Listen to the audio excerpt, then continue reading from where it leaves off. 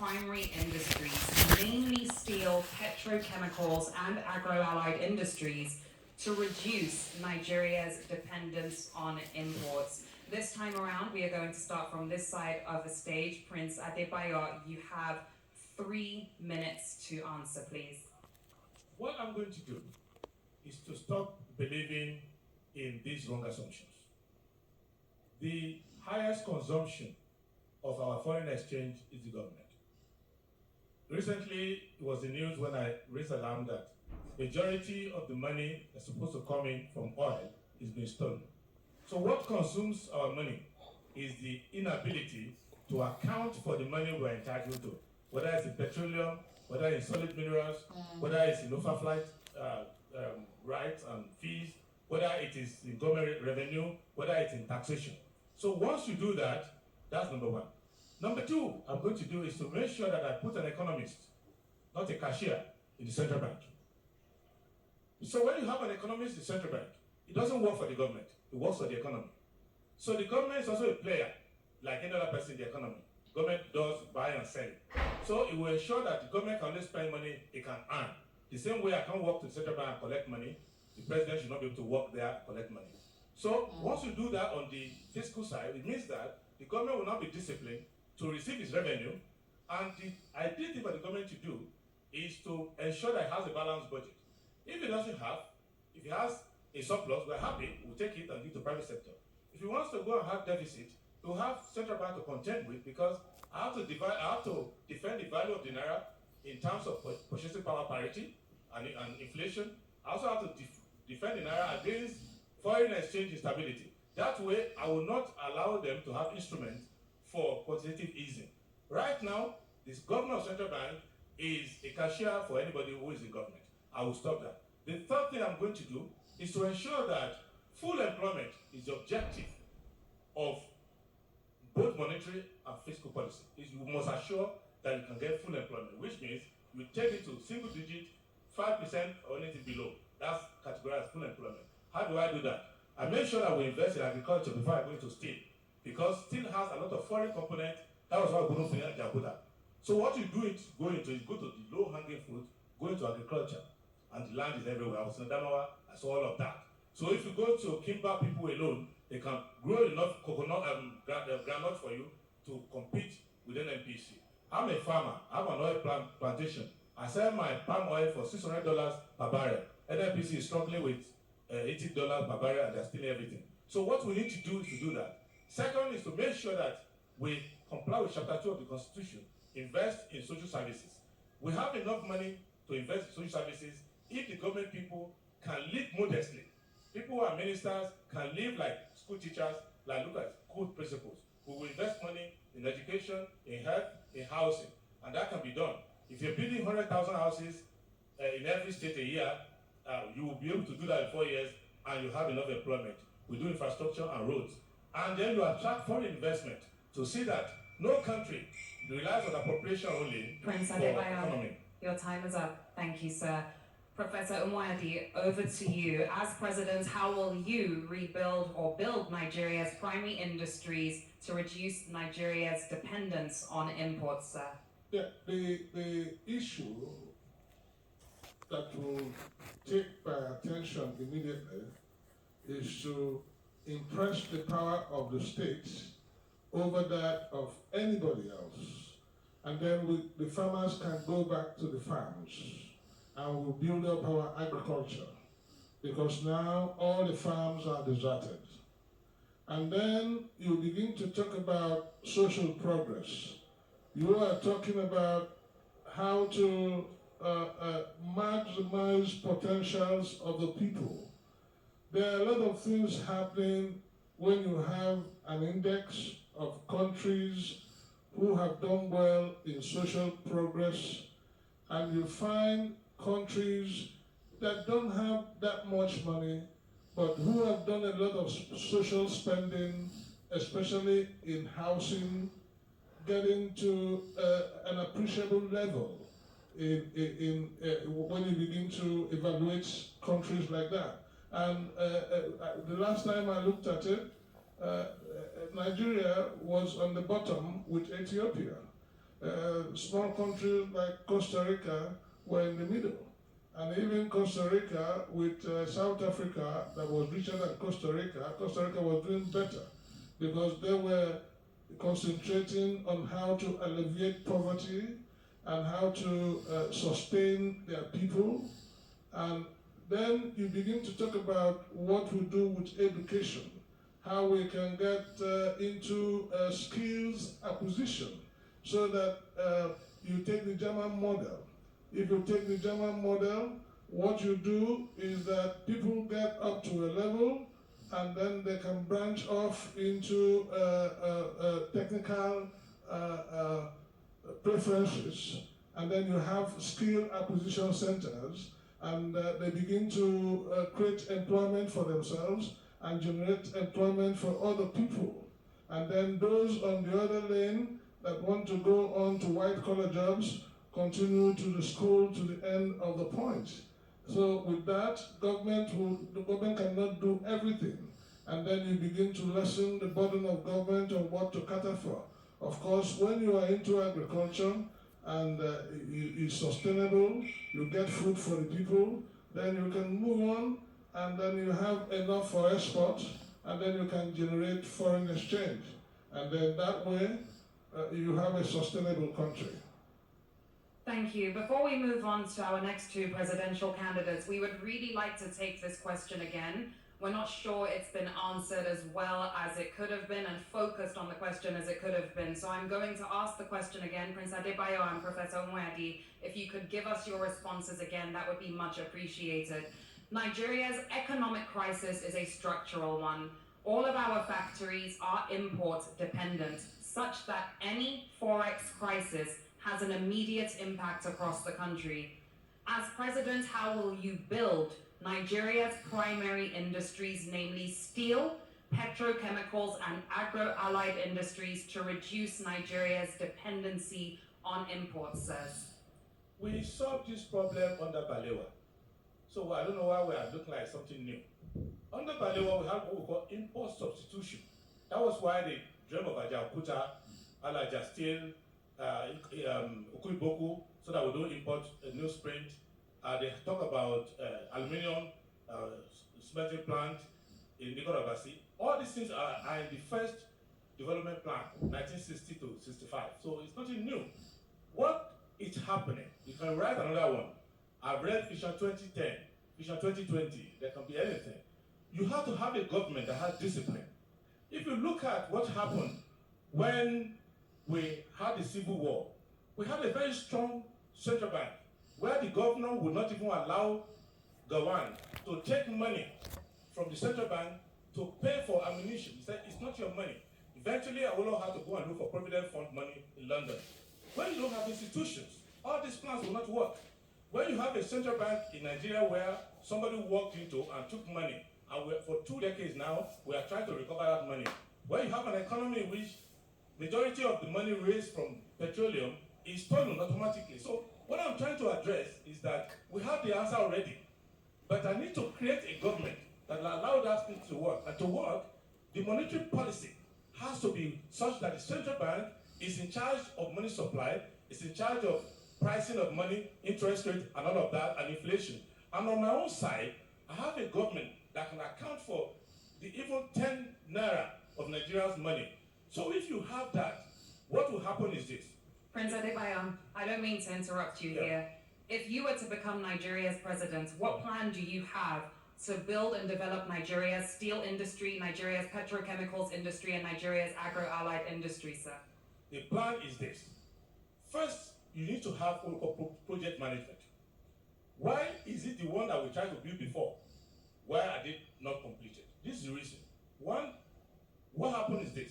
There were breaches of contracts. So the Russians came to build Ajaokuta. Now, I'm not going to call the Russians back to build Ajaokuta because I realized that I can't fund it.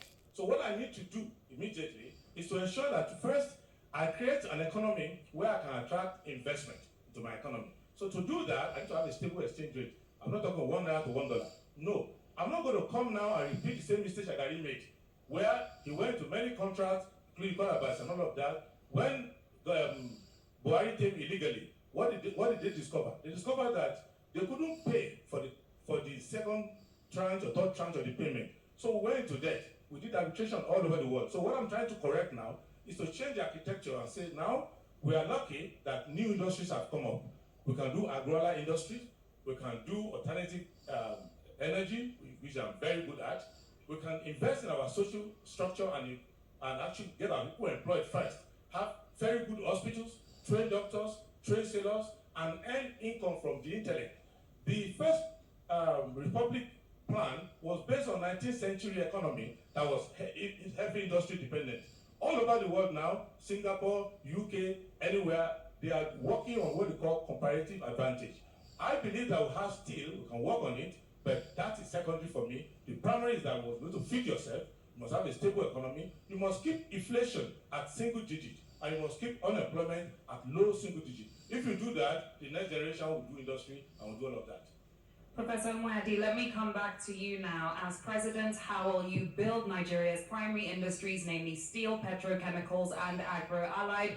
Please, sir, also consider the fact that if you were to become Nigeria's next president, you are likely going to be working with a budget that could have a fiscal deficit of between 11.3 to 12.41 trillion naira. How will you build Nigeria's main primary industries to reduce the country's dependency on imports?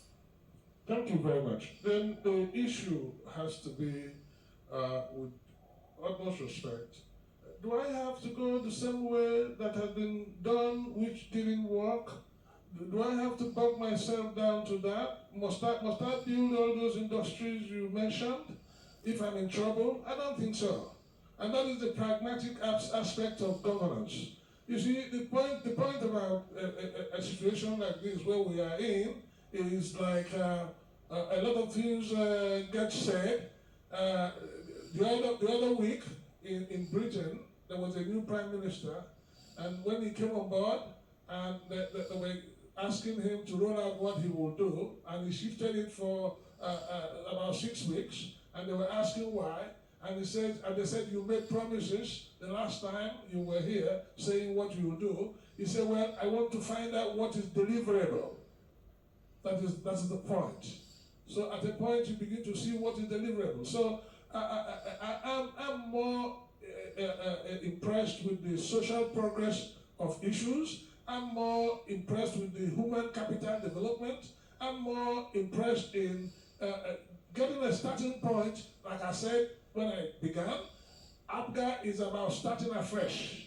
So I may not tell you now the works I'm going to do to get factories that are all have steel, that have all gotten rotten there, and they're not functioning, and then perhaps I have to remove all of them and bring new machines and bring new steel plants and all that, and then begin to work on that. I do not think I have to bog myself down to repeating that. What I'm going to do is to get on with agriculture, or first, before I get on with agriculture, conquer the issue of insecurity. Get our people, you see, because the informal sector, for instance, doing what they're doing, if you add what the president had done recently, the Startup Act, which he just signed into law, bringing IT and bringing a lot of dividends from there. And these are the things that can earn you money quickly, very much quickly, that you're now going on another lane. That is how I look at it. Thank you. Engineer Sani, over to you now. How would you, as president, build Nigeria's primary industries to ensure that Nigeria is no longer dependent on imports, such that any forex crisis has an immediate impact in the country? Well, very importantly, we need to do the agriculture sector, because it is normally the mainstay of any economy. It contributes more to GDP if it is developed properly. But the question you ask is that today in Nigeria, if you're talking about Nigeria we have today, you have to deal with the issue of debts. We are paying almost 119% of our revenue to service debts, not even paying the debts yet. Interest. And agriculture sector, steel sector, all the sectors I've mentioned, which are the primary sectors, fundamental to every economy, you need the money to invest. And this money cannot come in form of any aids anymore. You can't even borrow anymore to the point that because people know that you are already almost at tipping point. So I think what I will do is to look inward first. Let me address the issue of corruption. The gentleman here, Mr. Adio, was in Haiti, as executive secretary. We know what Haiti is telling us, that every year we're losing close to $4 billion to some losses that we can't even account for. So if we have an industry that has comparative advantage, you are talking about the fundamentals of the economy, why don't we look at comparative advantage where we have them? Why don't you organize that sector properly so it can feed agriculture, steel, and education, infrastructure development, which is needed in the economy? We can't go a borrowing, or otherwise we go a sorrowing. That's what the saying goes. So as a president, I will ensure that I maximize what I can get for what God has given to me. Energy still is something that is sought after. So, and for our administration, we have our policy thrust will be based on 3 plans. 1, energy transition, climate change, information technology. Energy transition, like climate change, the COP27 is going on today in Egypt. There are so much hanging fruits that we can get. They are talking about $100 billion that are going to bring to countries like Africa. They are going to invest them in areas like agriculture, because that is the devastation from the climate change is also more in agriculture actually than any other thing. So I'll be able to attract money to, first of all, pay the debts. We have to address the issue of debts before this country can be what it's supposed to be. So I will build those industries because I need them, for us to have the fundamentals right. But the issue of corruption, the issue of debt, the issue of paying subsidy of almost, I don't know, we have 6 trillion naira for subsidy, which we can solve.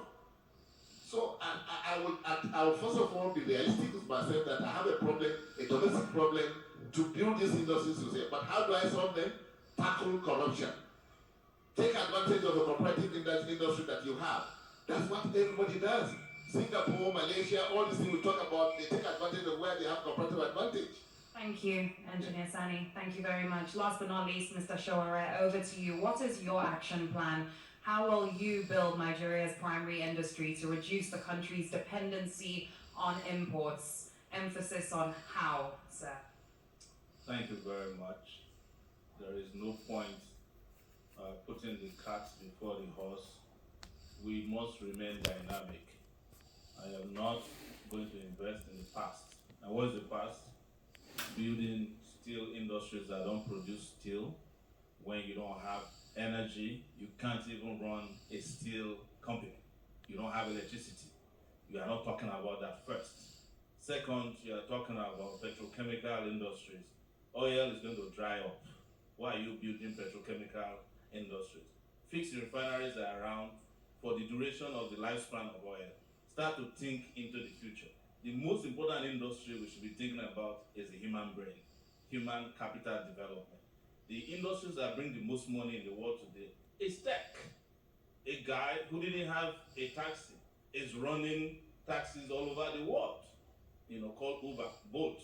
A guy who didn't have a physical supermarket, Amazon, is running an economy that is 20 times more than Nigeria's GDP, one man, because they invested in their brains. You want to invest in steel, and you then appoint a minister of power to steal all the money, strip the assets, and then we are back 10 years later, oh, we haven't completed that steel industry that Mr. Showore promised. No, I'm not going to do that.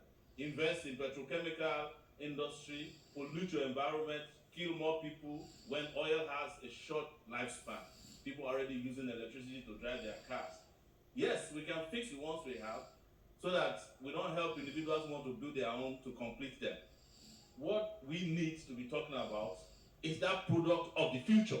That is what Showore is going to invest in.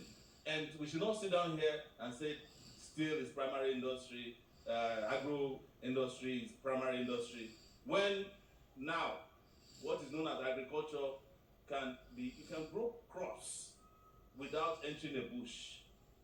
Yes, you can have ranches instead of this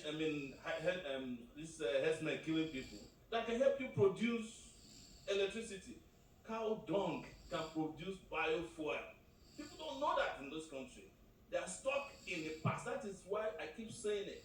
Stop voting for analog brains who think, or because we have entered into a digital future. Vote for the future. Stop voting for the past. And when you say how, if you vote for people who know the products of the future, it's how, where all itself comes in a small package, and that is the manuals of these products. And I'm not going to sit down here and tell you, be forced into a corner to say, I'm going to build one agro industry somewhere that is processing a product that is going out of business. Thank you, Mr. Shore. Looking towards the future and not the past. Thank you to all of our presidential candidates for your answer to that particular question. I am going to hand the mic back to Mr. Waziri Adio, who has another question to pose to you today. Thank you very much. Agora Policy, which I work for, also published a report on the state of the economy titled Options for Revamping Nigeria's Economy. And that report puts the fiscal crisis that we face as a country today in a sharp focus. It took a 10-year look between 2011 and 2021, and it shows that expenditure increased by 179%, actual revenue increased by only 81%, and you can already see a gap. And that translated to debt that increased by 436%. And that does not include the ways and means that increased by more than 7,000%. Also, what is clear there is that we have a debt problem, we also have a revenue problem. We generate one of the lowest revenue to GDP ratio in the world. Our revenue to GDP ratio for the federal government is 4.4%, lower than even the one of our poorest neighbors. So the question I want to ask you now is that what exactly are you going to do in specific terms to tackle the issue of debt, to tackle the issue of low revenue, to tackle the issue of deficits, and other things around the fiscal space? Thank you. Thank you very much, Mr. Adio. Let's start in the middle of the stage this time. Engineer Sani, we can start with you. What is your response, please, sir? Well, to tackle the economic problems for Nigeria, believe you me, is the easiest thing to do. And I say easiest thing to do because today, the whole world is into the narrative that serves Nigeria best of all the countries you can think of, which is the issue of energy transition. We're a gas country. We can take advantage of this, what the world is doing today, moving from fossil fuel to the renewable energy, and then using gas as the intermediary, transition energy. Europe today is looking for where they can get this gas. We are building Ajakuta, AKK. All we need was just $2.8 billion. Today, Naiti says we're losing close to $5 billion a year. So we can build three times what we of AKK to serve the Trans-Saharan, gas pipeline, go into the European markets and make a lot of money. I know you may say this is a long-term, business, but long-term, yes, but investment can start coming in now as we speak. You look at the climate change. Like I said, the COP27 is there. They are promising us, money. There is issue of adaptation. There are issues of mitigation. We can engage effectively and even get some of our debts paid. I watched your program where you talked about how to address the coastal areas where some countries have even used that to pay their debts. So our economy is the economy that is there for you to really grow if you have the knowledge. Information technology is also one of the policy tools that we have. Human capital, Nigeria is blessed. We have the African continent as a whole. We have young, dynamic, intelligent young men that today, all these startup technologies we're talking about, somebody sits in his bedroom and is making billions, So Nigeria, we are a country that, believe you me, we're supposed to be greater than what we are today.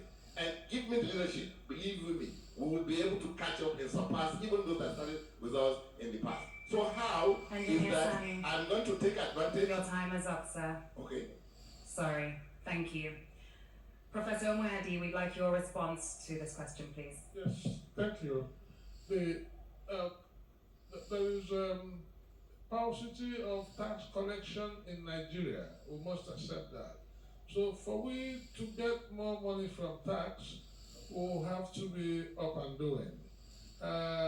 Invariably, the civil servants bear the brunt of direct taxation because there is pay as you earn, and that is gotten. But I think beyond that, we're not doing enough in harvesting tax from countrymen who are getting profit from the businesses they do. Many of them underdeclared, unlike places where people sit in the comfort of their homes and assess themselves and pay their tax. But you know, they do all that because there are sanctions and because there are people who can find out if you don't tell the truth about your situation. And these are the things we'll have to learn. So if we want to bring about a new country, we'll have to focus on the little things. We'll have to forget the grandiose things we'll talk about. And then those things that will make people know this is your level and this is what you will pay. And then the tax authorities will have to fashion out ways to go and collect those taxes because we need them. And of course, I take this opportunity to say that there's this skepticism about the people. Well, if you pay the tax, they're going to squander it, they're not going to use it well, or like other places where everybody is sure that whatever is collected goes into for the public good. So first of all, we'll have to get the mechanism to collect the correct tax from the people who are taxable. It's part of our manifesto. Then you come up to those other issue you raised about debts, how to service your debts. Professor, your time is up, sir. Thank you. Prince Adebayo, over to you, please, sir. Okay, I've read the Agora report. It's a photograph taken from the left angle. And there are a lot of omissions in it. There are a lot of blind spots. And I will identify three of them. One, it's based on secondary data. It takes the government record to be correct. So it's working on it. That's error number one. Those figures are not correct at all. The government bookkeeping is terrible. Second, it doesn't have adjacent to it a curve, a shift in the curve that will show what is collected and what ought to have been collected. Maybe it's not in the mandate of those who commissioned the report to say the ideal figure, because if you don't know the variance, you will not know the potential that has been missed. The third component is that it takes these figures to not look at value for money component of the figure. So where's the government has spent 17 trillion on what? So, and that brings me to debt. Debt in itself, as an absolute figure, it doesn't frighten me. The question is, if you borrow $10 million to set up a factory that earns you $2 million a year, I'm not as frightened as someone who borrows $10,000 to drink tea, because that person who borrowed $10,000 to drink tea is going to be in trouble because the tree he has taken is not going to bring money back. So what is happening? Well, I'm going to deal with this as follows. One, I will capture every revenue that's not being captured now. In the Agora report, they didn't tell you how the Accountant General of the Federation, who's supposed to give us the figure, managed to steal 109 billion on his own without being in that report. So what I will do is to keep accurate records to ensure that that record is there. Secondly, to do amortization of our debt to see that the debt structure is okay. Thirdly, to ensure that the gaps, there is a 16 trillion gap, which is not talked about, that about 12 men who are friends of people in government have taken. There's also another money which is going to the bad bank called AMCON, which many big men borrow money for AMCON, and they all look like big men right now, and we're paying for it. So I will fix all that gap, and you'll have enough money. Your time is up, sir. Thank you. I'm sure our fact checkers are currently looking into your claims. We'll see what they come back with. Last but not least, Mr. Shaware, over to you. You have 2 minutes, sir. Could you just give me 2 minutes out of 3?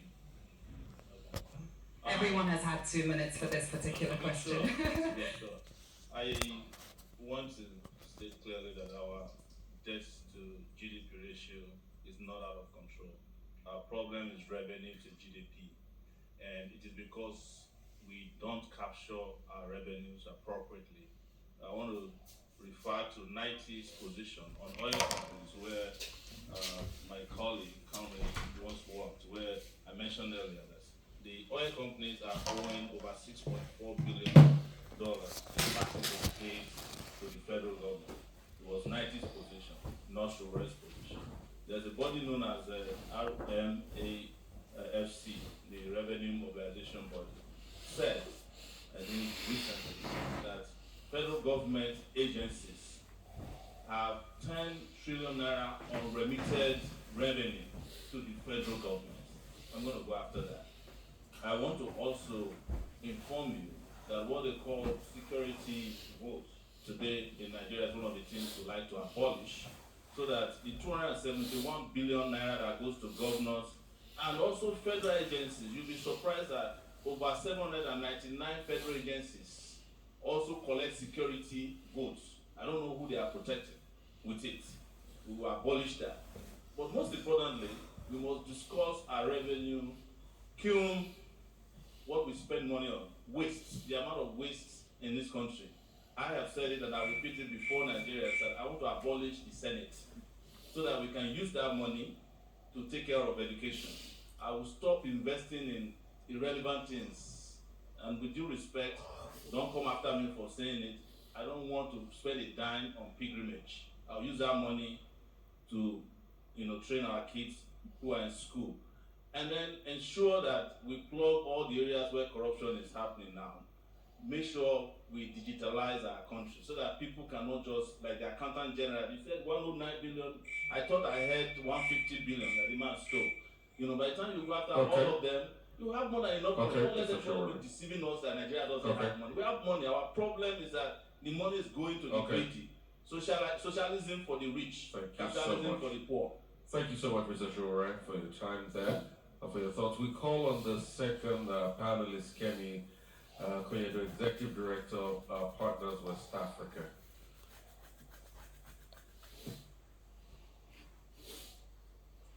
So the ensuing ecological challenges and food security in Nigeria and across the Sahel are projected to worsen. What new policies, measures, and programs do you want to put in place to address this in light of the extreme climatic conditions like floods, droughts, and even the violent conflicts? Thank you. Thank you very much. So we'll start from Professor Mehdi now, this time around. Thank you. That environmental impact assessment is a good way to control what happens in our country. I've given an example of the Ogoni spill, and then Shell came up with the federal government and put up $10 million, and they're beating their chest. And you know what is happening in Ogoni would have started from as far back as 1958, and the whole place is mad with oil. I've been through to Abonima. I know what I saw. But look at the other side. In 2010, there was oil spill in Louisiana, and the BP had to pay within months to Barack Obama $15 billion.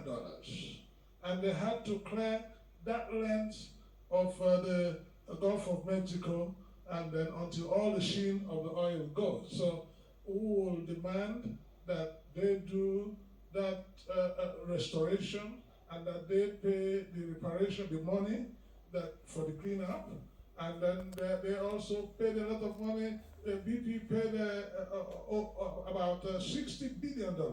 If BP was not heavy at about $180 billion worth at that time, it would have gone under. So what we're going to do overall assessment. Okay. We're going to do overall assessment, and we're going to do not piecemeal, and we're going to do it from the community's perspective. Because when you talk about, I'm using this as an example, and it's going to happen all over Nigeria. If you go to where they're mining solid minerals, it's the same thing. They excavate land and they leave them like that, and nobody is bothered, nobody asks questions. But no, I'm not going to go that way. we're going to, everybody has to account for whatever exploitation they are making in Nigeria. Thank you so much, Professor Engineer Wasani. Well, the issue of erosion, and those devastations that we are suffering today is a global phenomenon, like we know. And that's why, like I said before, we are having this COP, that is Conference of Parties, organized by UN, today taking place in Egypt. There's a lot of funds coming. It's just like pandemic, like what we had during the COVID, when the what do you call it, the international community was, sending vaccines and what have you to developing countries. The same is happening today. So I'll key into that. COP28, my government will have a study that, and like even African Development Bank, I think they're also doing something towards how they can take advantage of the conference that's going on there, so that we can address some of these issues. Because the European countries know that if they don't help the developing countries, who in fact contribute less, we contribute less than 2.8% of the to the ozone layer depletion. I mean, to the global warming, and so that's why they are now bringing these intervention funds. Which if we carry out the mitigation programs and then we ask them to do the adaptation for us, which will be the areas you have mentioned, I'm sure Nigeria is one country that can benefit immensely, because we're lucky. We have Dr. Adewumi there, who is the MD of the African Development Bank. And World Trade too, they also are key into this. We have our own there, Dr. Okonjola, who is there. And then the UN itself, we have our own there too. So I don't know how Nigeria cannot come out tops on this in terms of addressing this environmental degradation. We have Amina, who is the Deputy Secretary, Secretary General of UN. So we should be able to tap into these funds and then really solve our problems. Because when you talk about Africa, Nigeria, of course, is number one. We are talking about Nigeria. So Okay. it's not a problem. Thank you so much for your time. Omar Shore, I will come to you on this. Thank you. Well, we've been getting the warning for a long time, but paid no attention. What is known as Lake Chad today suffers from climate change. The size of Lake Chad is 10% of what it used to be today. And the herdsmen that we now popularly talk about all the time were people who had foliage. The ecosystem there supported their business, because one thing people don't know or don't talk about a lot about the herdsmen crisis is that the meat industry is a $3 billion to $4 industry. So people survive on it. There are billionaires in that sector. They may not be fanciful, private jet flying people, but they make money. And the moment that place dried up to 10%, they started moving southward. And that is where you found the crisis that has now become part of our security problem.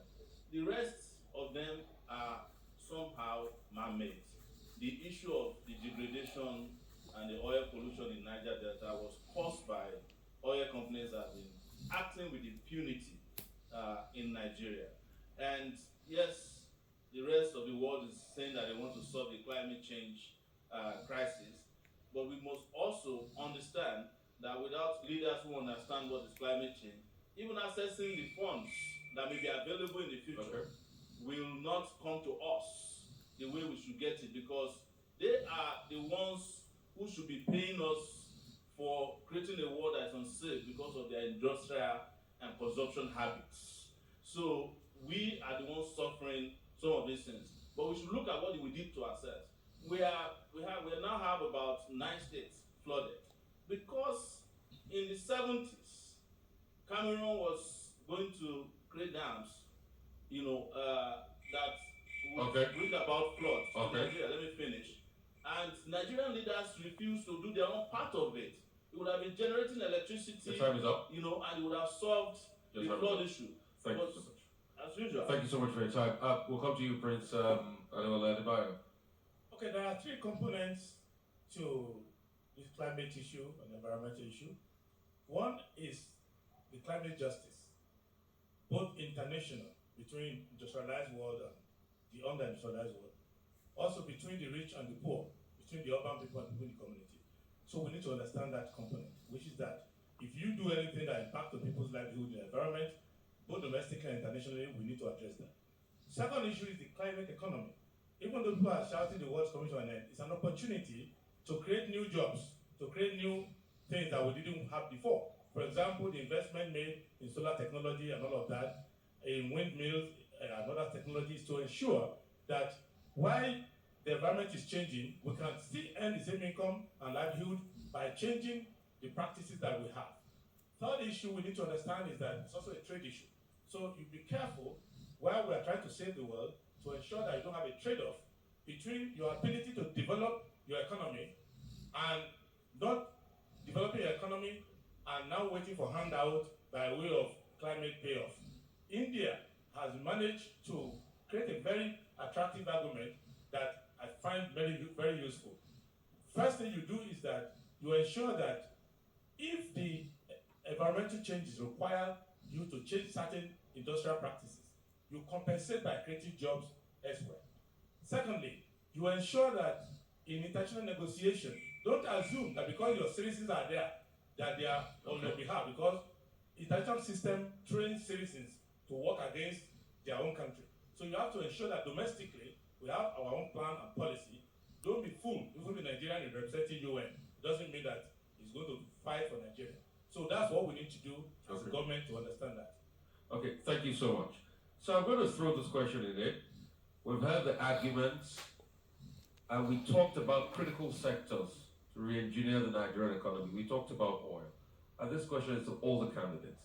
Power, for instance. How can Nigeria meet its power needs without oil and gas? We'll give you time to expatiate on this. How, precisely? Underline the word how. 3 minutes to expatiate on this. I will come to you, Engineer Sonny, on this first. Then we take it up from there. How? The whole world is moving towards renewable energy. So how is already available. It's just for us to now take advantage of what is required. And what is required is that you have willing partners outside who really want to invest in solar energy, windmills, and other sources of energy that, in fact, for Nigeria, we should be actually talking about solar energy because it's there for us for taking. We don't need to. How realistic is this conversation on renewable energy? Well, the realistic aspect of it is the damage that we are suffering, and the whole world, floods, all sorts of degradation, also agriculture, negative impact we're having in that sector. So that has, they said, necessity is mother of invention. We now have a necessity that will force the whole world. That's why the whole world is coming together to discuss. So we can really solve that problem if we get our act together. And that's what I'm saying, that renewable energy is where everybody is going today. I know it will take some years for us to really reach there.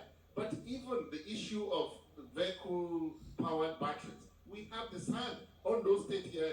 The sun there, are suitable for these silicon batteries and things like that. So we have an opportunity as a nation, really, to tap into this global trend that is happening today. Nigeria can do it, believe me. And which country is this? They rely more on solar energy than even the fossil fuel and other sources of energy. So we are talented Nigerians. Somebody mentioned, I was reading today, somebody who invented solar panels, in one state is going for governorship, and they said because he did that, they should vote for him. So, and we have started this long time ago for this solar energy source as a source of energy for us to power our at least households, even if we can't power our industries for now because of the consumption. But I know that as this country so blessed, even if we, you say without gas, I understand without oil and gas. Yes, without oil and gas. But even other sources, talk of windmill, talk of turbines, I'm talking about dams and things like that. We have so much of it in abundance. What is lacking is leadership. And that's what I'm here to give. That's why I should be voted, because I have the knowledge, I have the track record that I can do this. I'm an engineer, like I told you, there's still engineering that deals with this kind of Okay. situations. So I it mean- can be done. All right, I'll come to you, Mr. Shaw, right? Because this is very critical. How, do you plan to meet Nigeria's immediate power needs without oil and gas, which is critical because when you look at sectors all over the world, majorly you still need oil and gas and fossil fuel. A clear example is the world went to COP26. Russian-Ukraine crisis happened. Germany was the first to go back to fire their coal power plants. Well, we must admit that we are lucky in this part of the world, but I'm going to address how. The energy transition we need to make, specifically in 4 years, my target is to get us from this miserable 7,000 megawatts, of which we can only supply about 3,000 anyways, because our transmission lines are so broken. Even when we have production, we can't transmit. So I'm going to go to use gas money to start this investment. And where I will go precisely is the NG-Mech. Nigeria is an investor in that company, and it's doing well right now, but they don't talk about it. The only time you hear about them is when they are giving literature prizes. Very smart people. But you will find out that out of that 49% that we have, they are paying the money to the NNPC, not to the consolidated account of the federal government. The last time they made a deposit publicly was when Buhari came and they thought Buhari was still the Buhari to be afraid of. They didn't know that he was a Sisi when he came back. They deposited immediately 4.5 or 4 billion dollars. And after that, we haven't heard anything. I just read the book of a former managing director of this company, and he said that the former regime would tell them that when they make the deposit, they shouldn't make it public at all. So I want to take that percentage of our dividends and start investing it in energy mixes, starting from solar, tidal, right, and also hydro, as well as biofuel, like biomass, and use these mixes to create both employment and real energy that can hook at least some 20 million homes immediately in 4 years to the to grids. And I also want to break the national grids. There's no need for someone to be producing electricity in Lagos. It has to go first to embed before it can be served. And we can also retail electricity with regards to renewables. If you have solar panels on your roof, we can have you buy a meter from the federal government that allow you to sell power, just as we sell recharge cards. I know that some of these ideas are strange and you think I'm crazy, but they're happening already because the reason we are where we are today is because the rest of the world is moving forward. Okay. We are moving backwards. Okay. So pretty much you're touting sort of like liberalization of the sector and a lot of creativity in the sector. Professor Reddy, I'll come to you on this. How do you plan to meet Nigeria's immediate power needs when the mainstay is oil and gas? But you have to do this without oil and gas, which is a tall order. Yeah, thank you. I have to phrase the background to that question about how I am impressed with what went on in Ukraine in the war that started since February 24, and they had power and their trains were running.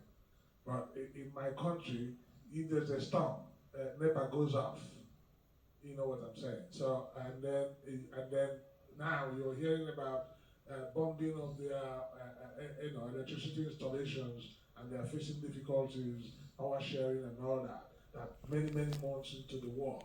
But I think I will go with solar energy, which is affordable here. I will also go for the windmill.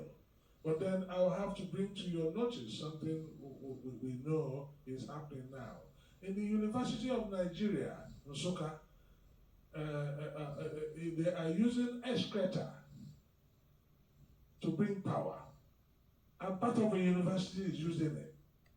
If you can now begin to see where that comes from, as I'm speaking with you. Yes, the Lion Gadgets. It's a gadget under the Vice Chancellor of the University of Nigeria. They're using that material to get power. So, and you can get that in, you never get going to get shot of that material in terms of what it's going to give you. And then if you harness that, We're never going to get shot of excreta? are you?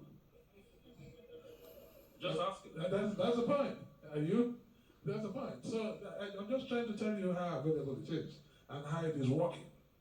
So these are areas, and that's the university where I teach. And I've had a couple of lectures for that institute, and I happen to know about that. I know they have problems there, but these are areas where government can come in. And don't forget, all over the world, technology are driven from the universities and from the military installations. And some of the things, even all this, some of the gadgets we're using have been in use in the military for about 20 years before now. When they're tired of it, that's when they bring it to you. So there are a lot going on in the university, especially this one I mentioned. And it's something I want to look at. Okay. Thank you. Thank you so much. I'll come to you now, the presidential candidates of the SDP. How do you plan to meet Nigeria's immediate power needs? With emphasis on how, without oil and gas. With due respect, I'll answer the question, but it suffers from fallacy of false dilemma. You don't have to do that. Because you do all of the above approach if you want to solve your energy problem. I am a living example of 14 years ago, I took my law firm out of national grid. I started using alternative energy solar. If you go to Ondo, you see my compound, I've trained 2,000 young people on solar. And my house, you can come and fact check it. You see that I have solar panel everywhere. You cannot do it for a country like Nigeria. You'll be committing economic suicide because our gas reserve is enough. It's an envy of the world. So why will I have gas under my feet and not use it because I want to win an argument? So the first thing you do is to build thermal stations, but make sure that we get away from one thing. In 2001, the last time I had it to do with government on power, I attended the meeting, the power committee, and I looked at them. I said, look, you have made a big mistake. You can never generate electricity because you're highly interested in awarding contracts, even though you are broke. So what you do is that you create an environment whereby you allow thermal to be used because we have gas, you allow hydro to be used. Even this flood we had, we could have built one in Taraba or Benue or Adamawa to relieve from Lagdo Dam. Third, you ensure that you allow solar to be used, you allow wind to be used.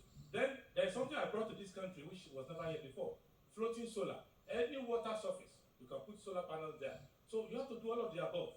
And you have to make sure that the regulatory regime is not the nonsense that they are doing now, where they are trying to capture rent. They want you to pay to them when you generate electricity. That's why they create all these discos and they never produce music nor electricity. So what you need to do therefore is that the government will create a regulation where you can come and sell power freely. We can generate 100,000 megawatts without 1 naira of government money. I alone, I generate 1.2 megawatts myself without collecting government money. It can be done. So that's what I'm going to do, but I'm never going to subscribe to a system where I have a large gas reserve and Europe is fighting war to control gas and I don't use my gas. And gas is almost harmless. It's the bridge energy tool between the dreamers of the future and the current realities. We have gas, bigger than the size of the US economy. I'm going to use that. Thank you very much, presidential candidates. And yes, gas is certainly a cleaner fossil fuel, although still a fossil fuel. The next question, you have 1 minute to answer, after which we are going back to our audience from questions from the audience. And it's a very straightforward question this time, gentlemen. What is your vision for Nigeria without oil? That's the question. Mr. Shawara, let's start with you, please. I have been the only candidate who spoke about Nigeria without oil as far back as 2018. And it came from the knowledge of the longevity of oil. I know and I've seen that oil is a product of the past. And very soon, those who have oil better get prepared to drink in it themselves because the rest of the world has moved on without oil. They are creating vehicles. There are now planes being manufactured that don't use any kind of oil. They use solar. And it also applies to gas. My friend is saying that gas is the future. Well, it didn't say the future, it says it's the bridge between now and the future. The truth is that when you take gas too, as a geographer, I know that geology, you create a space underneath the earth. And if you take too much of it, you create a disequilibrium. And some 50 years from now, places that are producing gas without care might experience earthquakes because the earth is a bunch of elements stacked upon themselves. The moment you remove one, you have created a vacuum that can affect you in the future. That's why we are looking at products that can never finish. Sunshine will not go away. Water will always be with us. People will always use a excreta, like Professor said. What he's trying to say is biomass, by the way. Waste, you use waste to generate. You combine the excreta of cow, human being, goats, everything. Lagos is enough. Lagos has enough waste to generate electricity for the southwest. It's the truth. Because people keep, throwing out waste. And waste is not only excreta, by the way. Urine is waste. Food leftover is waste. And several other ways that are out there or catered for can generate electricity. So we must understand. But when you talk about vision, you must have it real. And for you to have a vision for a Nigeria without oil, you must understand that oil is going out of business and an energy transition has already occurred. It's just that it has even already occurred here in Nigeria. I went to Kano a week ago and I'm seeing solar farms when you are flying into Kano. And this is the Kano that everybody thinks everybody there is a Amajiri. And they're already building solar farms. Solar farms can produce over 1 million jobs if you have solar farms all over the north, and it will produce enough electricity for the whole of the country. And then you will now be asking the northerners to pay you to get paid 13% because there will be no oil in the Niger Delta, and all the hillbillies in the Niger Delta will now be wondering what happened to them. Thank you, Mr. Shawara. Engineer Sani, what is your vision for Nigeria without oil, sir? A great nation, very, very great nation, economically, socially, politically, because if you look at what is happening in this country, like I said, we have young, dynamic population that you can tap into. And the fourth industrial revolution is going to be powered by information technology. And we have people already in Nigeria who are attracting billions of dollars, into this economy for using their brains. The next thing I'll look at is how do I turn this country to be the tourist destination? Because look at Dubai. Dubai, yes, had oil, but Dubai is not all about oil. It's about tourism. It's about how you organize, the country. And we are occupying a very choicy position on the equator.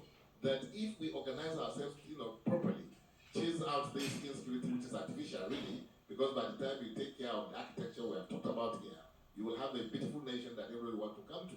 We have so much, believe me, and tourism, like you said, you don't have to invest much. It's just the air. That somebody will come and take the air is God-given. All you need to do, build good hospitals, hotels, roads, and then things that you want. And we can do it. We have the ability, we have the talent, we have the resources. What is happening is that Nigeria, without oil, we first of all have to tackle how do we make here while the sun shines? How do we take advantage of the oil while it lasts? That's what we must address. How do we chase out corruption? How do we ensure that we organize this sector, properly so that it can give us the money we need? That's what Dubai did. They got the money from oil. They built a tourist center that everybody is now flying there. Big companies are having their headquarters in Dubai. We can do it in Nigeria. We are the biggest thing on the continent of Africa. And today, Africa is the next destination in terms of economic development. We all know that. World destination. We have the deposit of 30% of all, resources in Africa. Nigeria is number one.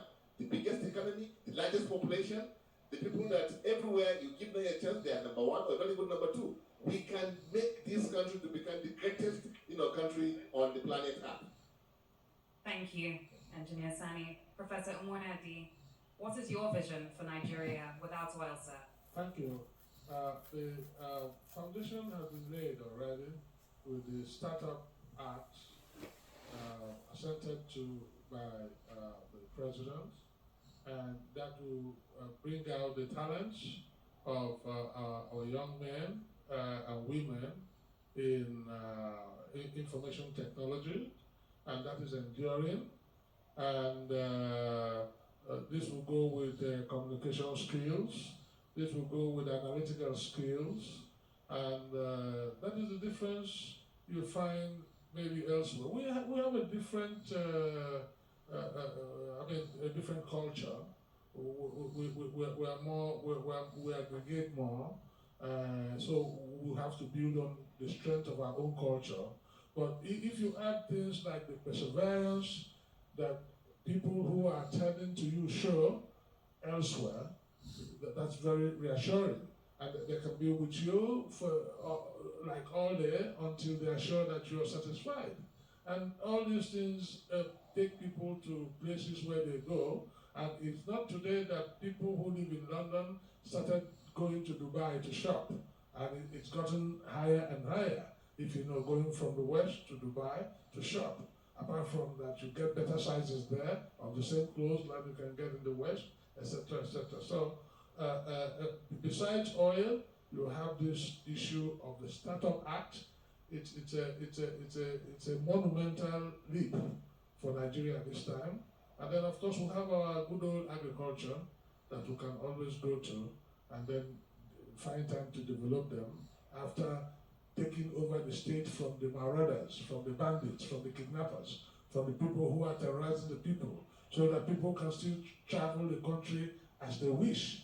And that is the human capital that we must develop. And that is where the leadership comes in. And that's the people now begin to feel at home in their own country. And then people want to return and spend time in their own country. Thank you.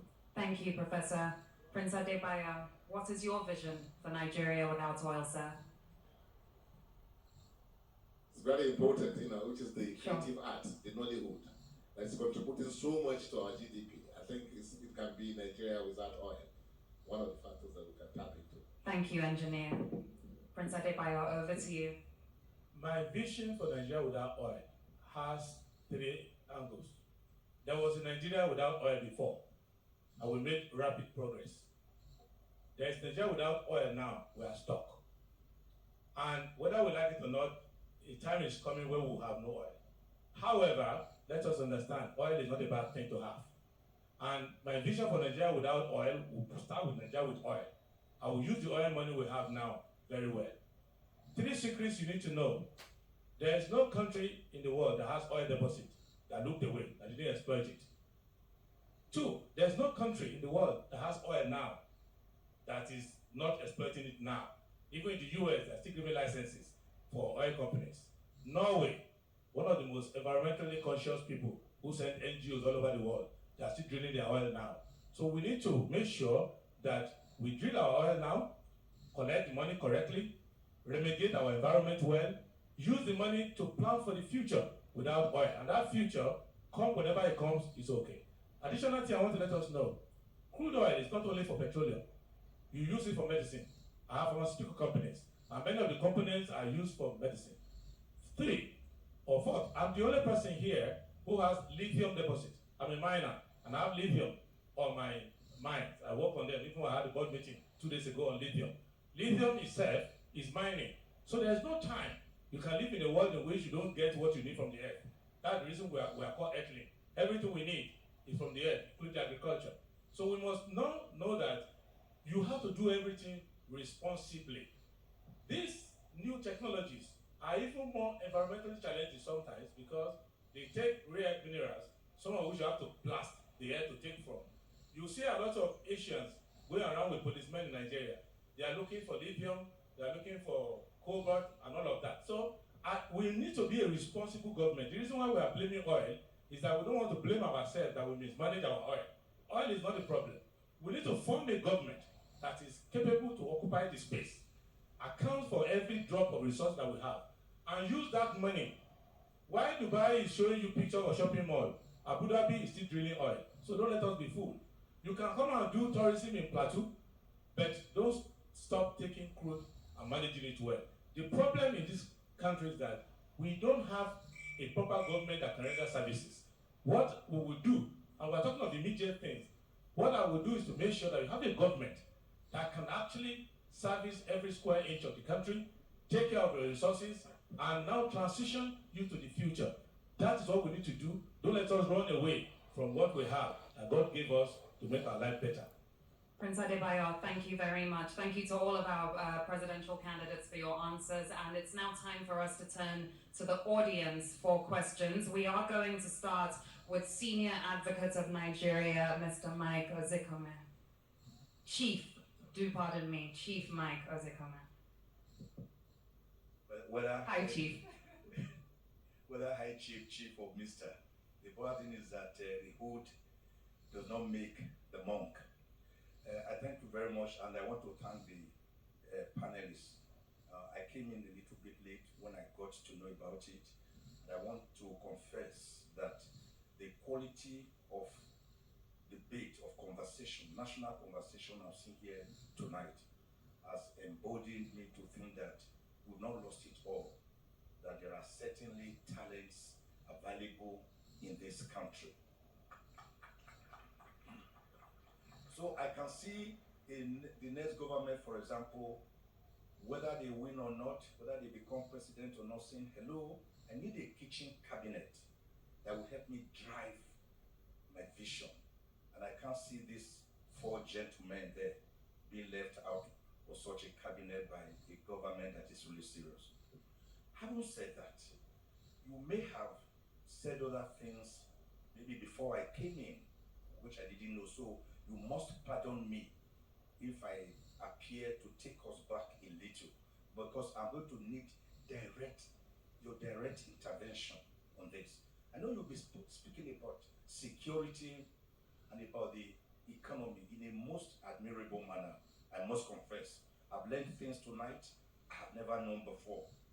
But I want to say, all of you, from all the discussion so far, I've not seen anyone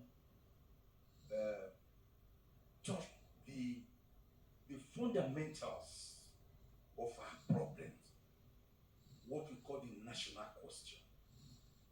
You can't talk about a robust economy, you can't drive away insecurity, when the very organogram that brings you together is fundamentally faulted, and you are riding an aircraft without a compass. I will want us to come back to this issue. The Constitution is the birth certificate of any nation, the birth certificate of any nation. Do we have a constitution that can drive this your vision, when our present constitution is actually a schedule attached to decree number 24 of 1999, and that the General Abdulsalami Abubakar government actually held the 1999 constitution, elections without a constitution. Now, you want a robust economy. You have not looked at the present constitution that has 167 items on the exclusive legislative list. What is the business of the federal government? Licensing your vehicles, plate numbers of your cars. Federal government. What is their business with education? Unity schools. With all respect, without meaning to sign off, I just returned from the US on Friday. Do you know that the Miami International Airport and the Jackson Hafby Airport in Atlanta, Georgia, are controlled by county councils, what we call local government areas here. County councils, local government areas control Atlanta, the busiest international airport in the whole world. In Nigeria, it is the federal government that controls all airports. They will control your marriage. Do you know that for your marriage to be valid, you must have a valid marriage certificate at the registry?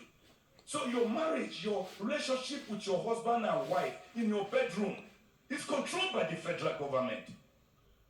My brothers, brilliant people on that panel, you can't grow a nation like that. You can't talk about security, about insecurity, when even the form you are going to fill ask you after your name and your father's name. They ask you about your religion. They ask you about your ethnic group. They ask you about your language, about your local government. So you have already segregated the nation. You have already divided us. You have already told us we are not one. And at the International Bar Conference I went for in Miami, Florida, I asked one American, I said, where are you from? He looked at me. I said, sorry, sir, what do you mean? You mean where I live, or where I work, or where I was born, or where I schooled, or where I grew up? Because they don't have them. So, sirs, you are going to tell us tonight, if it can be done in other countries, like Libya, Egypt, Tunisia, Eritrea, South Africa, having a brand new constitution that brings about the people's aspirations and hopes after a constituent assembly, a constitution that is therefore indigenous and autochthonous, enjoying the confidence and legitimacy of the people, such as we had it before, which must be subjected to people's referendum, as we did in Nigeria when the Midwest region became autonomous from Western region on the 10th of August, 1963.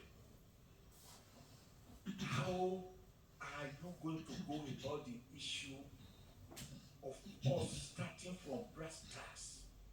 Because talking about amending the Constitution under Section 9, you can't amend a bad document.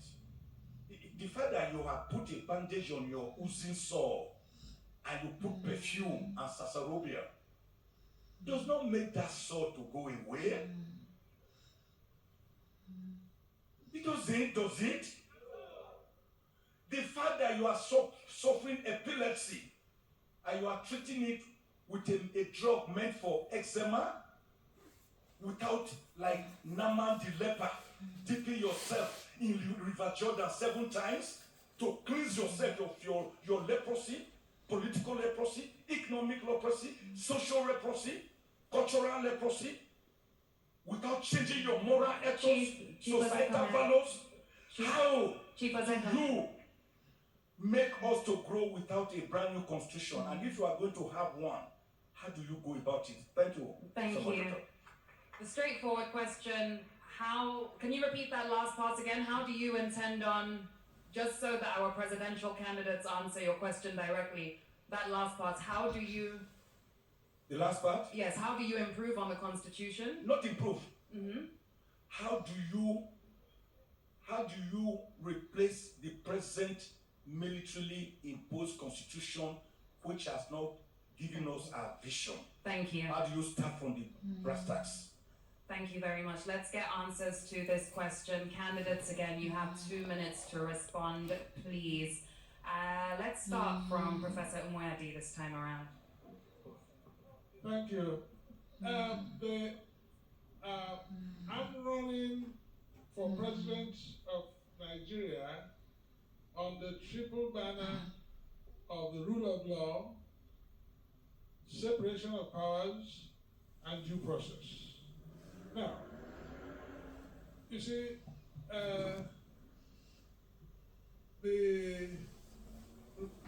I'm a realist. I belong to that school of thought in law. I'm a realist. So the reality is that I'm a presidential candidate under ABCA in partisan politics. And that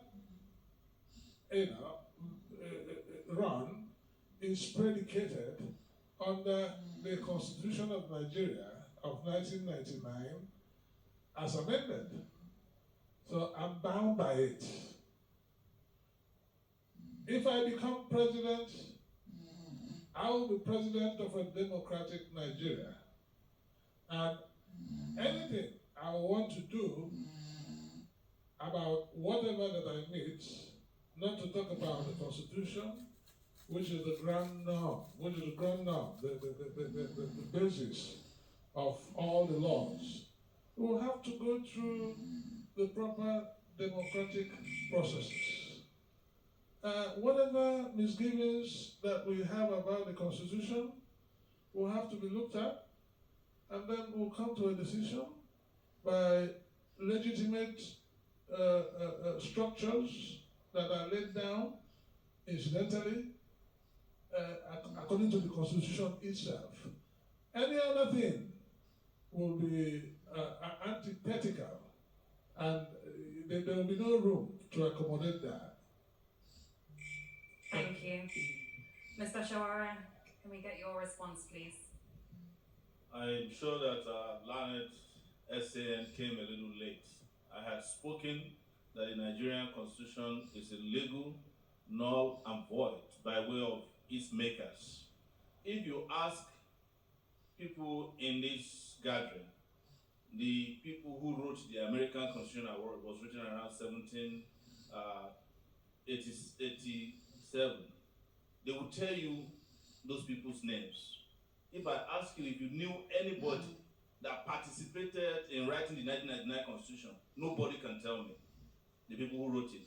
It was a fraudulent, illegally imposed document by the military. But let me tell you, that essay.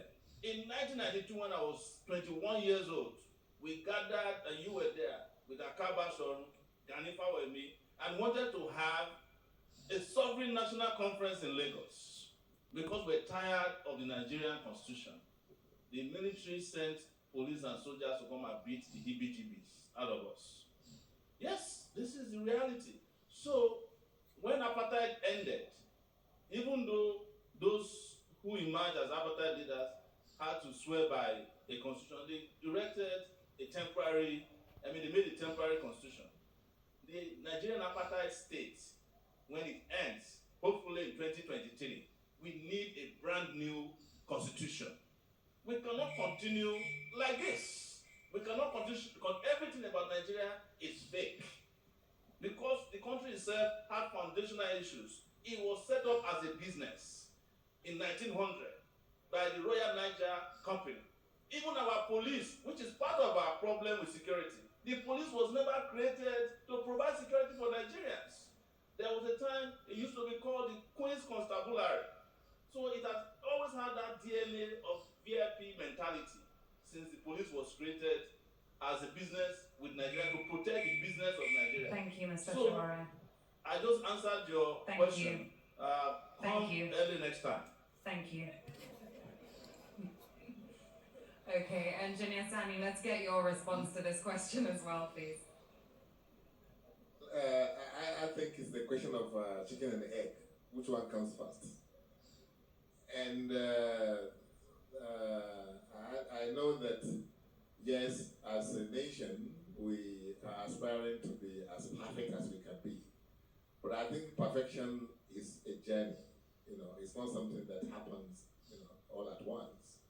And I think we're already on that journey. So long as we have National Assembly that's supposed to be active in this regard, making the Constitution to really address all the issues that all of us together represent, so long we are able to elect those that have the passion, the interest of Nigerians through credible elections, I'm sure we will get it right someday. But I think for now, we should rely on electing right people into National Assembly to do the right things for us. And then I'm sure, even America, you mentioned,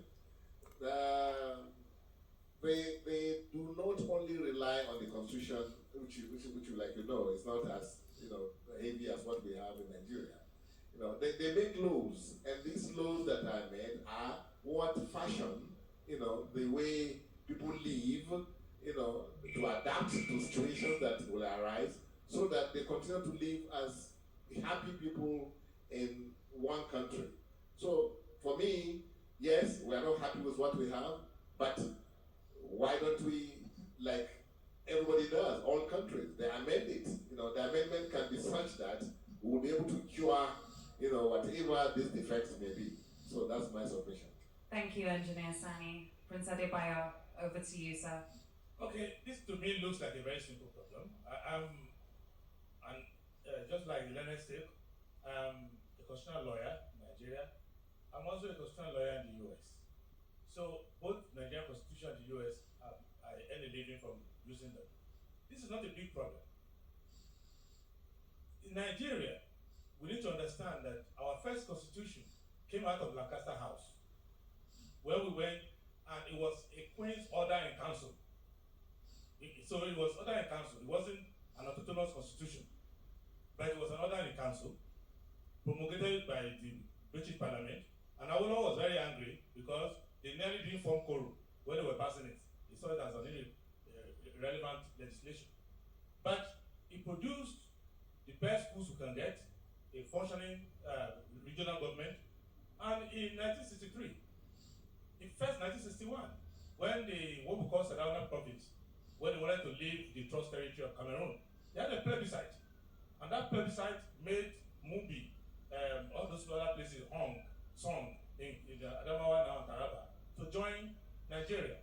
So, and the American Constitution was not democratic too when it started. It was just a bunch of plantation owners who got out in Philadelphia and wrote something. They didn't include black people, they didn't include women. But there have been several amendments to the US Constitution. Someone who was not a white person will not have been able to be an American citizen but for the 14th and 15th Amendment. So what I would do in Nigeria is to first obey the Constitution as it is now. In England, when I was born, the Scottish had no parliament. Now there's Scottish Parliament, there's Welsh Assembly. So you can always improve on your Constitution. And we have made amendments, just like they're making amendments for big men. When one man dies, who takes over? When one man travels, who takes over? They're not making fundamental amendment that can help the people. And I love chapter 2 of the Constitution and chapter 4 of the Constitution. I remember we had Constitutional Assembly in 1977. Okay. Produced the 79 Constitution, which we are copying now. Thank you so much for that. Thank you for all your thoughts. Thank you so much. Real quickly, we just take one question more from the audience. Anybody in the audience, the roving microphone, please. One question more. It's been a very, very interesting conversation this evening. One question more. Thank you so much. Have we finally picked one person? And just to inform you, in case you missed it, you're being shown live on Arise TV. Right? Do we have the person? Yes. Good. Okay, your question. Good evening, ladies and gentlemen. Yeah. My name is Michael Bakari. And my question goes to all of the four candidates. And first, before I go ahead with my question, I really want to say this. That in the history of myself, listening to presidential candidates in Nigeria, these are the four most brilliant candidates. Please, can we go straight to the question? Can Now, we go here's my straight to question. it? Straight to it, yeah. My question is, how do we unite Nigerians divided by Okay. tribal lines and all sorts of sentiments? Thank you. How do we unite them together? Thank you so much. So how do we unite Nigerians divided across tribal lines and all sorts of sentiments? I'll come to you first, Engineer Sani, on this. Then afterwards, I'll come to Ms. Ome and Ishoro. How do we unite Nigerians? Okay, my administration, our government is going to be based on rule of law, meaning that law will apply to all, fairly, and it will be known to everybody. You will not be punished. You will be punished only according to the law, meaning that all of us will be equal before the law. And if you have that as your mantra, that is what your government use. I'm sure Nigerians will be united because there will be no nepotism, there will be no unnecessary discrimination, marginalization, and the things of that nature. Because all of us are equal, and you can go to court. The judiciary will be open and fair and independent, and the administration of law will be known to you. You can question freely without anybody, challenging you. So I believe rule of law is it. If we can be governed by rule of law, perhaps insecurity, this degradation of, the retrogression of our economy and things like that may not happen because corruption will be dealt with, with dispatch. So I know the reasons why we have the divisive, tendencies in this country is what Lumas Rui said. We have what you call triple heritage. You have this influence of the Western culture influence, you have your own traditional culture, you have the Islamic influence, and you have to now contend with all this. And unfortunately, some of us begin to now see our ethnicity as our world, instead of looking at Nigeria as our world. That's why sometimes you see some candidates we have, exhibiting some of these tendencies that divide us more. Okay. So we are going to work towards uniting this country on the basis of rule of law. Thank you so much. Really appreciate you, Angela. Sorry. How would you unite Nigeria? I've heard this for so long. It seems like government is focused on it. Every government that came in my lifetime always talk about the unity of Nigeria is sacrosanct. But the truth is that Nigeria has two major problems, and without solving them seriously, we can't unite anybody. We have foundational problems, which is what we just finished discussing. Those things that divided us. This is a country put together by outsiders. And it's not as if Nigeria is the only country put together by outsiders. But our own case is peculiar. That even, like I mentioned, our name, flag, everything is lazy. There's no woman named Niger area. Flag, just white and green. They could have just thrown something in the middle to make it look a little bit greater. But it was designed by a Nigerian. Well, that's what I'm saying. It's because we never got it right from the beginning. But that's on the side. What is going to unite Nigeria is to solve the foundational problems, and one of it is constitution. People must find identity in that document. They must know where they belong. They must know how they got here. They must have a right, as a matter of right, to exit if they find it to be a bad marriage. Yes, you can't force people together by creating ministries that do orientation. You do it by way of justice. So I'll say, do you want to unite Nigerians? Do justice to the people of Nigeria. It's as simple as ABC. The reason I say so is that I lived abroad for 20 years. And there was no day I was asking whether I'm an American or not, because every 2 weeks I get my check. Right? I get paid, I live like a human being. I was treated better as a black person in America than I'm treated in Nigeria as a black person governed by a black person. Okay, thank you so much. Real quickly, Professor, we'll come to you. Thank you. What I will do is to try to earn their trust, their confidence. The only avenue, and that is what I'm looking out for, to unite Nigerians of all persuasions across the 6 geopolitical zones to feel like one again, is for them to have confidence in you that you can hold an even scale for everyone. And for you to do that, you have to do things as simply as calling a spade a spade. In other words, we have conflicting cultures, we have conflicting religion, and we have the self of entitlement sometimes, which stops you from getting to the core of where the issues are. But then we'll have to decide what we want. Do we want a country or not? If we want a country and you want everybody to come together as one, then you're looking for some man who is ready to put aside his own personal interests and say things as they are. That is what I stand for. Okay. So that is what I'm going to do, and I'm going to do that with a robust feeling, knowing that I don't have anything behind, and I don't have any personal interest of mine. Okay. Very important to me. And then I could be able now to look everybody in the eye and say, shift from where you are.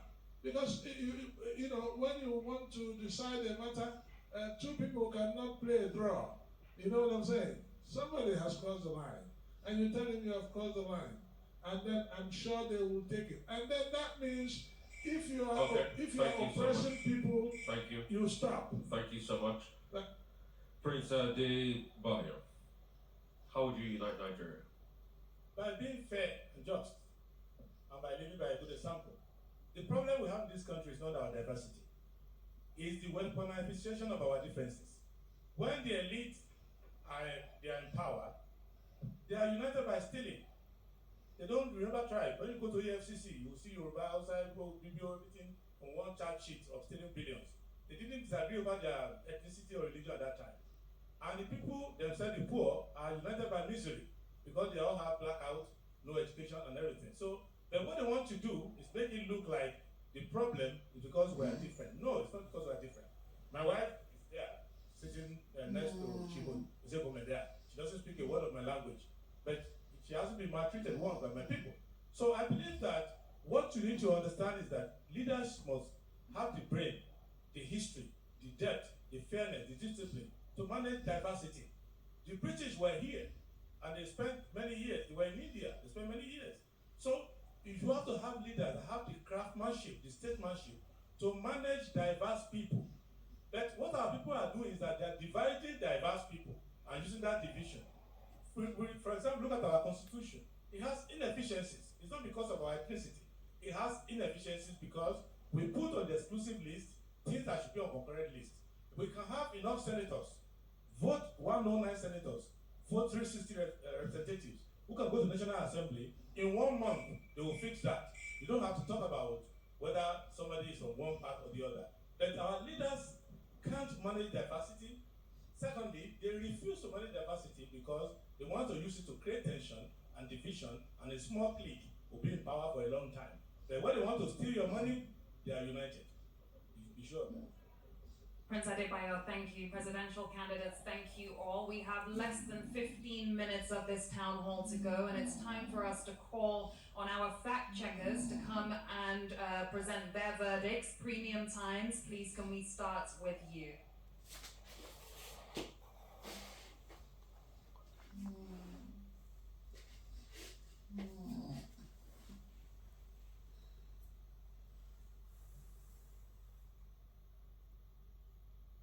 Sorry, candidates, you have, after this, the NJC will bring their fact-checking claims forward, then you have 1 minute to respond. Thank you.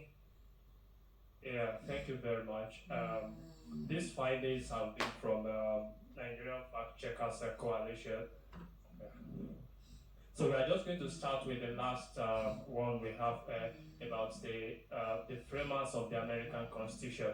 Just a context of the 55 delegates that attended the Constitution Convention of 1787, only about 25 were slave owners, according to Gideon Lehman Institute of American History. And for instance, Oliver Hayworth from Connecticut was a jurist. He wasn't a slave owner. So not all of them were slave owners. Just about 25 of the 55 were slave owners. Thank you.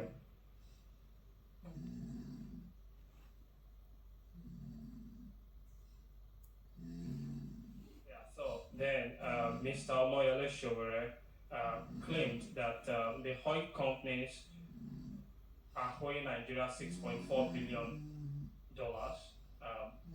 while multiple reports have shown that NATI revealed that about 77 oil companies were owing Nigeria $6.4 billion. Updated report actually showed that that amount has reduced to by March 2022 to $2.67 billion according to NATI itself. So the claim is not correct. It's false. Thank you. Then Professor, it's not correct. Yeah. Professor Humiade claimed 11 states in the north have not domesticated the Child Rights Act. According to reports by Tribune, quoting the Ministry of Women Affairs in May 2022 and the United Nations International Children Emergency Fund in August 2022 indicates that 31 states in Nigeria have so far enacted the Child Rights Act, while only 5 are yet to domesticate the law, and these five are Adamawa, Bauchi, Gombe, Kano, Zamfara. All of them are in the north, but the number is not up to 11, so the other claim is false. Mr. Showole said that Lake Chad shrunk to 10% of its original size. Multiple records updated up to 2019 showed that one of Africa's largest Lake Chad, has shrunk by around 90% since the 1960s. So Mr. Showole's claim is correct. Yeah.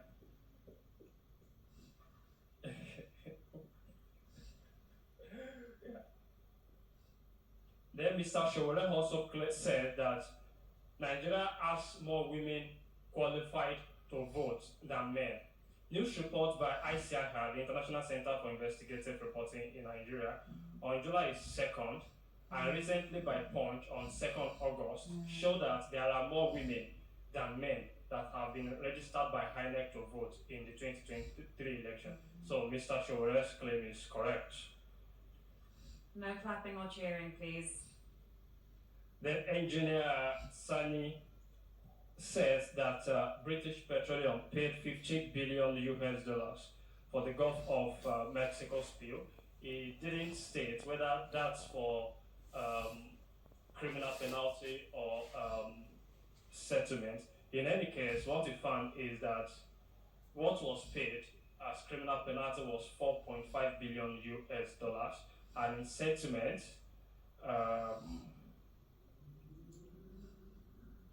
Professor Mwadi, was it you who said that? No, that's yes. Okay, oh, sorry about it. Yeah, so that's what we found. $4.5 billion US was paid in a criminal penalty. So to the extent that it didn't provide a context, so that's false, that's misleading.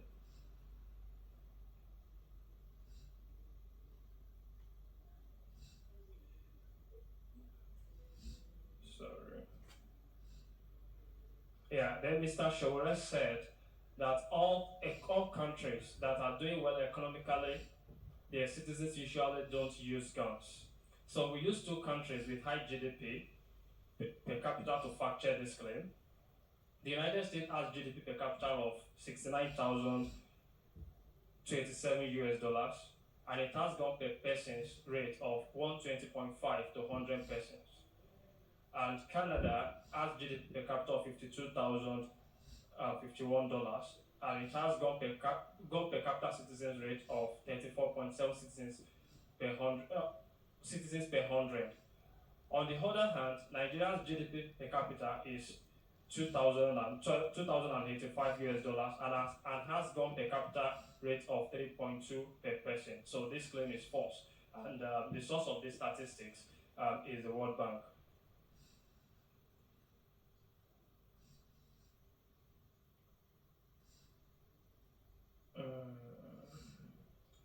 Yeah, thank you very much. That's all we have got. Thank you. Thank you very much to the Nigeria Coalition of Fact Checkers, including Premium Times. Thank you very much, presidential candidates. You've heard what's true and what's false. Now you each have 1 minute to respond to what we've just heard. Timekeeper, let's set the clock at 1 minute, please. Mr. Showore, you seem quite popular then, so let's start with you. Well, this is why they have invited us last week. There were a lot of bogus statistics in your last week. You know the people who know how to bring out wrong numbers. But with regards to my first fact check issue, 6 billion, I'm insisting that 6 billion has not been paid to the federal government, and they can meet me any day to take me to where the money was paid down. You can't find it. They are still owing the federal government 6.6 billion. By now, it's even more by way of what I know, because I'm also a fact giver. Yes. With regards to my reference to use of guns, I wasn't referring to citizens carrying guns. I'm saying countries that well off economically, they don't normally carry gun in terms of security to control crime, because there's a nexus between prosperity and low crime rates. And you don't use US to judge prosperity because the US is not a country that is prospering very well. Thanks, Mr. Shora. Time is up. Okay, Engineer Sani, let's come to you next.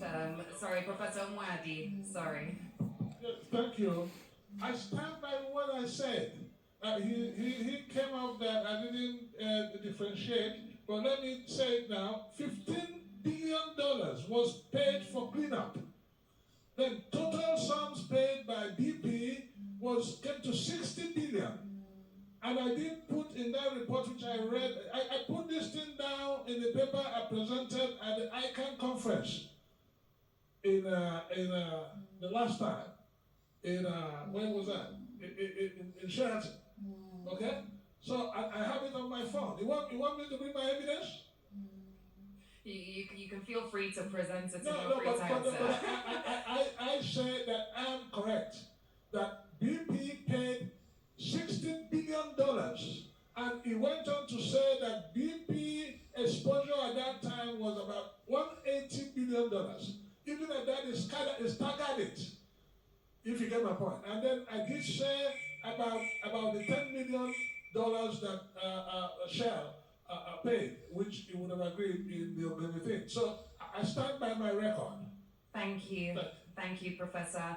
And before we round up, I know there were no fact-checking claims towards you, Engineer Sani or Prince Adebayo, but would you like to comment at all on the fact-checking claims that have been made? If so, you have 1 minute. Well, it's good that we have fact checkers, so I'm sure they're going to have serious business over time. But there was something concerning the American Constitution. I said plantation owners and no women, no blacks.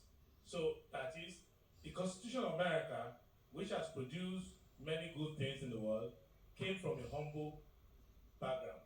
And that we can use our Constitution as it is now and change it and amend it and improve on it. But you need to elect people who believe in that. This is the same reason why I didn't run for the Senate. I want to go to a place where I can use the law as it is now. But elect senators, if they sign a new constitution, I'm going to sign it. Okay. Thank you all so much. All right, I'd like to say a very big thank you. It's been an engaging evening, few hours here spent with all of you, our presidential candidates who have joined us tonight. And special thanks to all of those that worked with us to make this town hall series a success. Thank you guys so much once again for being here. Thank you to our audience too for attending this evening as well. As we said at the start of the program, this town hall series is going to have a number of additions as we approach the elections, and Arise will keep the public posted on the next series. All right, I wish you all well as you head home, and it's been a pleasure, I should say, for me this evening, co-anchoring this. I'm Rufai Osei. And I'm Leila Johnson Salami. Have a good evening, everyone, and thank you very much once again.